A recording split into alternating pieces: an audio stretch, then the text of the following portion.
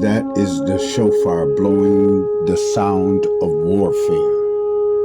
The Lord took me to the book of Habakkuk, the second chapter, the second to the third verse.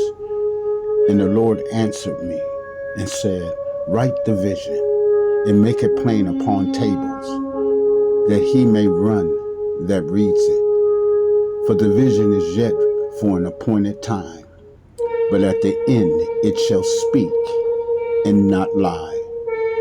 Though there is a waiting time in between the prophecy and the actual revelation of the prophecy, wait for it, because it will surely come. And when it comes, it will not wait for no one.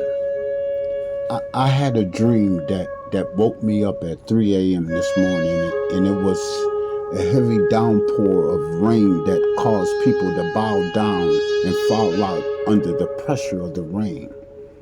As I lay awake wondering what it meant, God then began to give me the interpretations of the dream.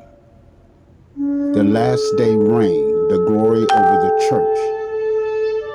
He led me to 1 Kings, the 18th chapter, the 41st to the 45th verse. And it came to pass after many days that the word of the Lord came to Elijah in the 3rd year, saying, go, show yourself unto Ahab, and I will send rain upon the earth. And Elijah said unto Ahab, get you up, eat and drink, for there is a sound of abundance of rain. So Ahab went up to eat and to drink, and Elijah went up to the top of Mount Carmel. And he cast himself down upon the earth and put his face between his knees and said to his servant, go up now, look towards the sea. And he went up and looked and said, there is nothing. And he said, go again 7 times. And it came to pass at the 7th time that he said, behold, there arises a little cloud out of the sea like a man's hand. And he said, go up, say unto Ahab, prepare your chariot and get you down, that the rain stop you not. And it came to pass in the meanwhile that the heaven was black with clouds and wind, and there was a great rain. You know, our God is a public God, and he wants to reveal himself through us. He wants us, as in Psalms 93 and 6, declare his glory among the heathens and his wonders among all people. You know, things and ideas are changing rapidly every day. Everybody has an opinion about life with God and life without God. Everyone has what they call valid reasoning. They can find information to support their warped ideas.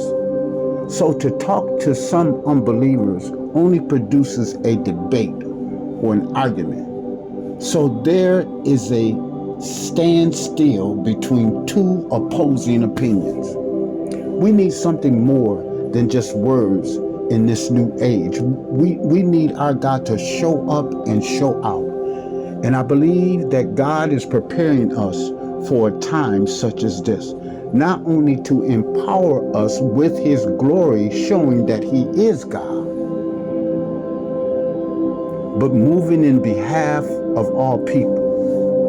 Elijah the prophet was one of the greatest prophets there ever was. There are no books that Elijah wrote because he was not a writer, but a doer for God. He was taken up in the chariot of fire to heaven, never experienced death. And Elijah is coming back to earth as one of the last day witnesses, along with Enoch, who walked with God back to heaven. Elijah went to King Ahab and told him that it would not rain for 3.5 years or until he gave the word. Elijah came back on the scene 3 years later to speak to Ahab. Now bring all the people of Israel to Mount Carmel with all 450 prophets of Baal and the 400 prophets of Ezra for a showdown. Elijah stood in front of all the people and said, "How long will you be between two opinions? If the Lord God is God, follow him.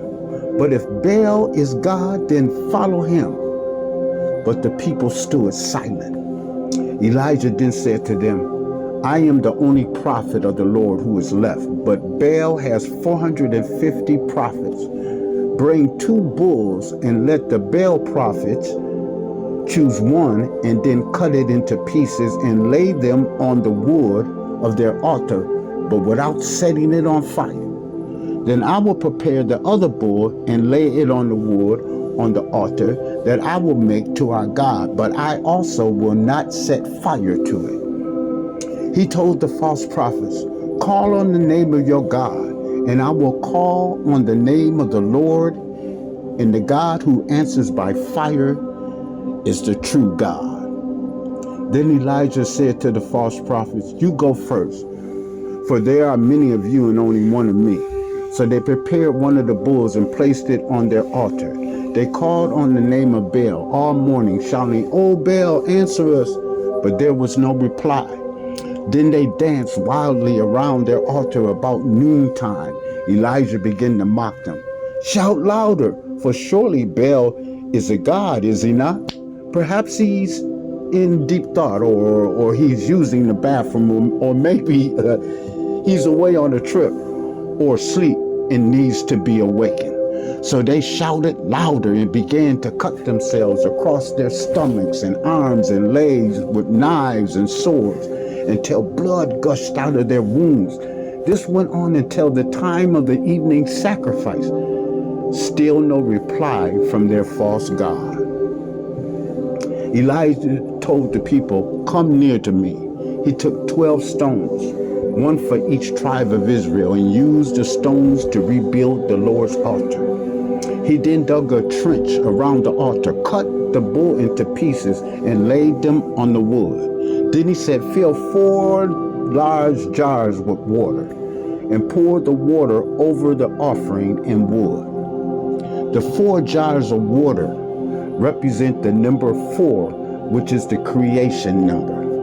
And the number 4 has special reference to the earth. On the 4th day, all material creation was finished.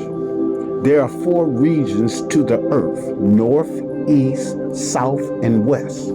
There are 4 divisions in a day: morning, noon, evening, and midnight.